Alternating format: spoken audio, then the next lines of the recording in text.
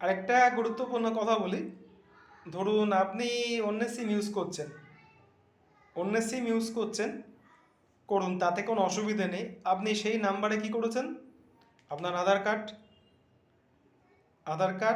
Pan card, voter card, ration card link করেছেন। এই ভিডিওটা কিন্তু খুব গুরুত্বপূর্ণ।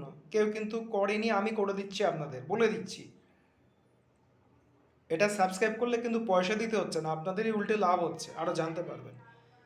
আপনি বাড়ির কারোর নামে করে নিয়েছেন সিমটা, সেই সিমটা আপনি ইউজ করছেন। পরবর্তী ক্ষেত্রে আপনার Aadhaar card, PAN card, voter card, ration card link আছে। এবার আপনি ভাবুন তো, যদি সিমটা বন্ধ হয়ে যায় কী করবেন? আমি জিজ্ঞেস করছি কী করবেন, জিজ্ঞাসা পারবেন না বলতে। সেই জন্য বলছি, যে যার সিম সে ইউজ করুন, পরবর্তী ক্ষেত্রে কিন্তু অসুবিধা হবে। আপনার সিম আপনি ইউজ করুন, আপনার আধার নাম্বার, যেটা আপনি মেন বাড়ির ফ্যামিলি হেড,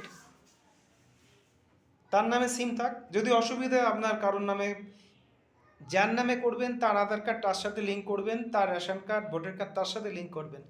ধরুন সিমটা আপনার বন্ধ হয়ে গেল, তখন আপনি তো কি করবেন? সেই কর্মসূত্রে আপনার ধরুন কেউ বাইরে থাকে, তখন আপনি তাকে কি করে পাবেন? আপনার তো ওটিপি আসবে না।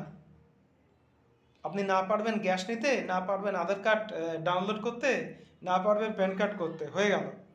তাকে এবার ছুটে আসতে হবে। ধরুন সে পশ্চিমবঙ্গের বাইরে চলে গেল, বা ধরুন পশ্চিমবঙ্গের বাইরে চলে গেল, উড়িষ্যা, ভুবনেশ্বর, দিল্লি।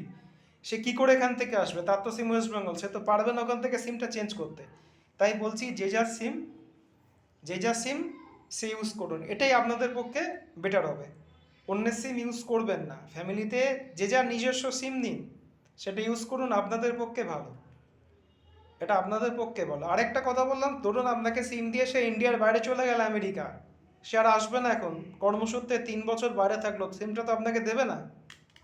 কি করবেন? তাই বলছি, যে যার সিম আপনি ইউজ করুন, যে যার সিমের তার সাথে Aadhaar card, PAN card, voter card তার সাথে লিঙ্ক করুন। কিন্তু গ্যাসের একটা আপনি লিঙ্ক রাখতে পারেন, যে কোনো একটা নাম্বার, যে ওটিপিটা আপনাকে দেবে।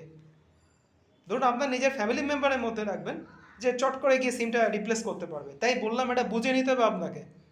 আমি বুঝিয়ে ব্যাখ্যাভাবে দিচ্ছি, বুঝিয়ে নিন, ভালো লাগবে। আরও ভিডিও দেব।